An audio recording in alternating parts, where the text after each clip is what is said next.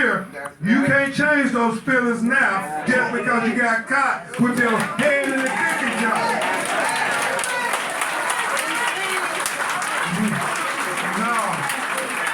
No, that's not going to happen. That's not going to happen. And y'all, I just know if we don't fight the fight, then there will be no justice for Randy. We got to get whole justice, full justice, not just partial justice. We want there to be criminal accountability. Just like if it were you or I who did those things, we would be held criminally accountable. We want to make sure that the city leadership, and I understand, Scott, when you say, Mr. Mayor, it's not enough to say we're going to bring in new recruits. Because it really is about the culture of policing. I mean, the culture was on full display when Randy said, I think I broke my neck, and they didn't seem to give a damn. And so, when you have the supervisors, people who are in authority over the driver, saying that there's nothing wrong with him, he's not even trying, he's just drunk. I don't care if he's saying my neck is, his neck, he thinks is broke. They didn't even care. And so it's a cultural issue that we got to deal with. We got to deal with the systemic racism and implicit bias that exists in the police department. And if you thought that you didn't have it, I just say, go back and look at the video. You don't need to say no more, just go look at the video. If you want to see the issue. So we have to make sure the city leadership rights this wrong done to Ms. Doreen's baby boy, because he's going to need a lot of quality medical care for the rest of his life. So we do intend to make sure he gets complete civil justice as well on top of criminal justice. And then finally, which is always the biggest aspect of it, it is the policy changes. The policy changes so we can try to prevent this from happening to your son or your daughter. And I thought, I don't know if it was Luke or Jack, they said something deep when we were in the hospital talking with Randy. We talked about legislation. Senator Porter, I'm sorry, Representative Porter, you need to be a senator.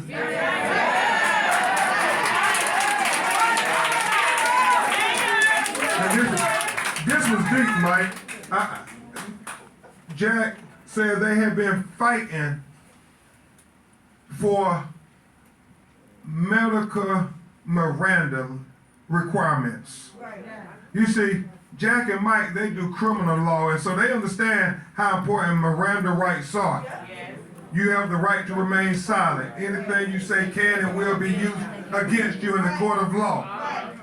Well, and I make sure I get this right, Jack, it was medical Miranda requirements that when a citizen says that I feel I am injured, that the police can't just discount them, that the police has to get a medical personnel to examine and review the person to make sure that if they say their neck might be broken, that it ain't broken, because if not, we will have more Randy Cox. We will have more George Floyds. We will have more Eric Gardners. We will have more Breonna Taylors.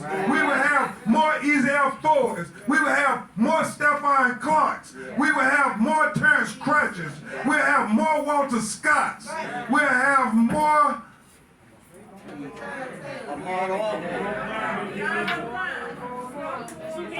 Too many names. Too many names. Too many names. And so This legislation we think should be called the Randy Cox law.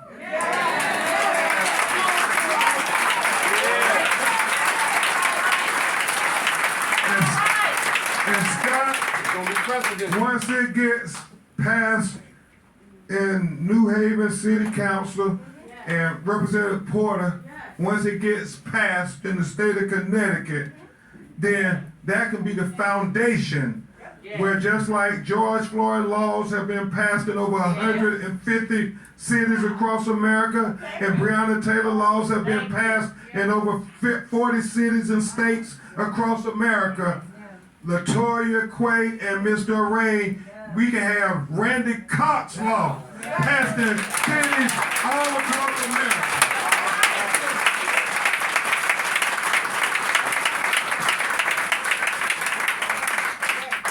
Because, in conclusion, y'all,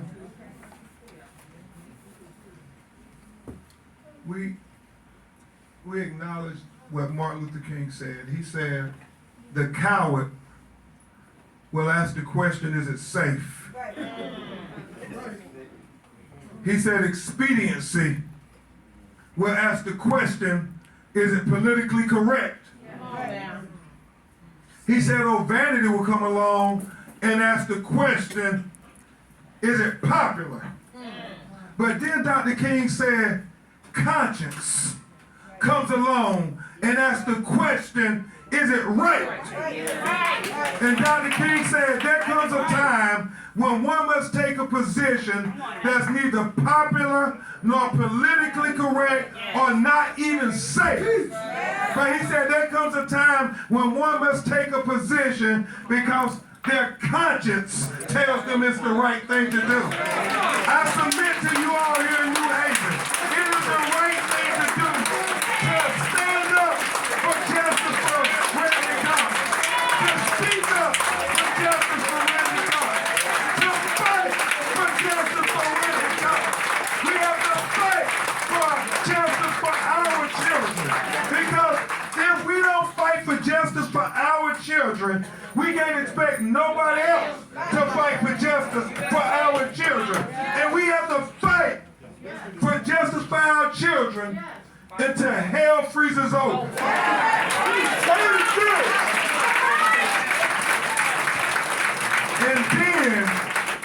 And then we have to be ready to fight on the ice. Because that's how important justice for our children, justice for our community, justice for our people have to be. We cannot have any of our children look and say, do you really believe Black Lives Matter? No, no. Our actions should show over and over again. So will you all join us in fighting for justice for Randy Cox?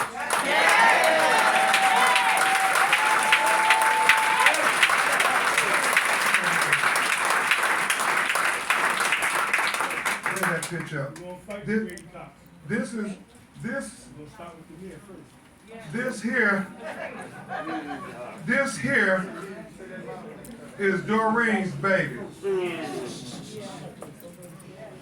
But by the grace of God, it could have been any one of your children.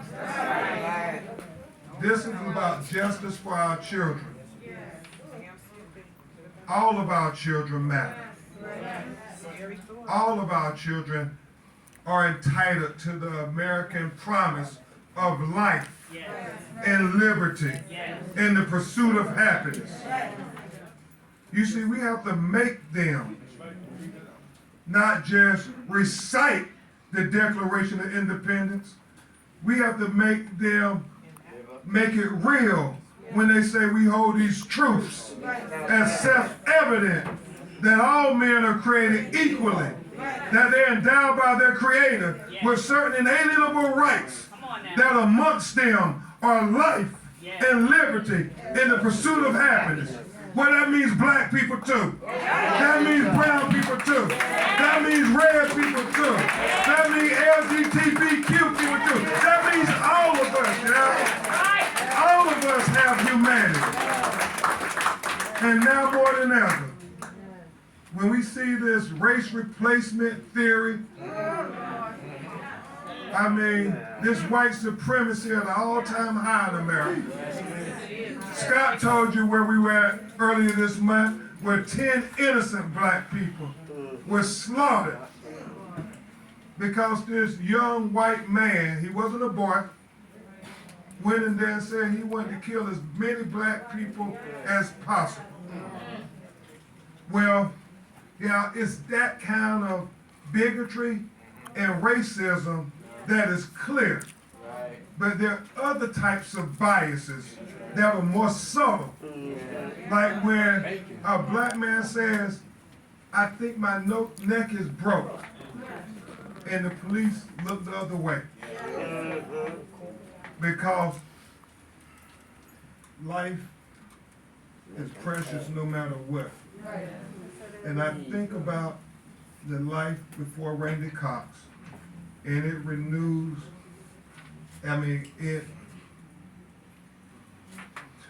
it just puts blood rushing through my body while we can't sleep. We gotta stay woke until we get justice for Randy Cox. Y'all let Miss Doreen know again what we gonna do. Justice for Randy Cox! Justice for Randy Cox! Justice for Randy Cox! Justice for Randy Cox! Justice for Randy Cox! Justice for Randy Cox! Thank you. Thank you all.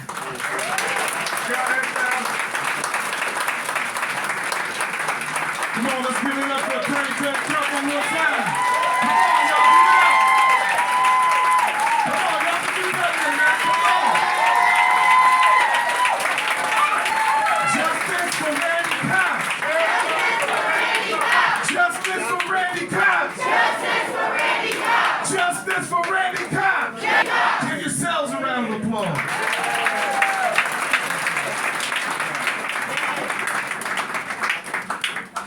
All right, y'all. I do have a notice that we have to be out of here by 8:30.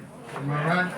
Let's give a round of applause to the librarian. To our librarian, Ms. Diane Brown. Come on up here, Diane.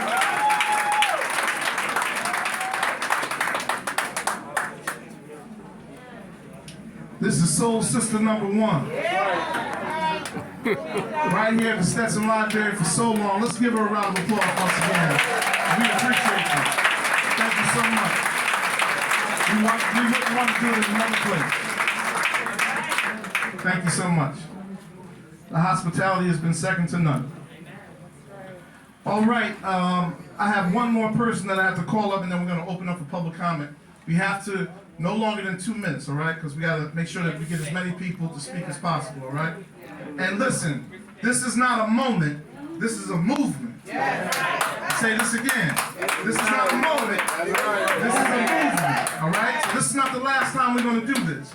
So make sure you sign the sheets, make sure that we continue to organize, mobilize, and galvanize so we can push forward and make sure that we get justice, not only for this family, but for all the families that are out there, all right? All right, y'all with me? Yeah. All right, so I just want to bring on this particular brother because he is an alderman in this particular district. I know he's going to acknowledge the other aldermen that are here also. This actually happened in his district. So if we could bring up Alderman Devin Smith to come say a few words. Come on, let's give it up to the fighter.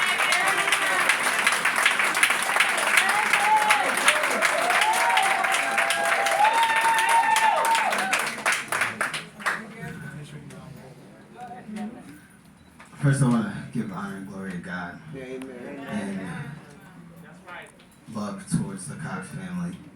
I want to acknowledge the alders that are here who came to show their support. I see former Honorable Alder Elfrida Edwards, I believe Alder Kim Edwards is here, I believe Alder Jeanette Morrison is here. Kim Edwards. I'll be brief. And just really speak to what I know about Randy. This incident occurred while he was apprehended from Lilac Street, and Lilac Street had an excellent block party that day. Randy played a huge part in making sure that block party was a success. And the residents of Lilac Street will attest to that. I was there and it was a great time. Every time I come to Lilac Street, I see Randy there. And he's one of many people who point things out to me like, hey, that lot needs to be cleaned, or I noticed that street light is out. And generally is friendly, helpful, and informative. That means a lot to someone who is a local level an elected official, because without hearing from the people,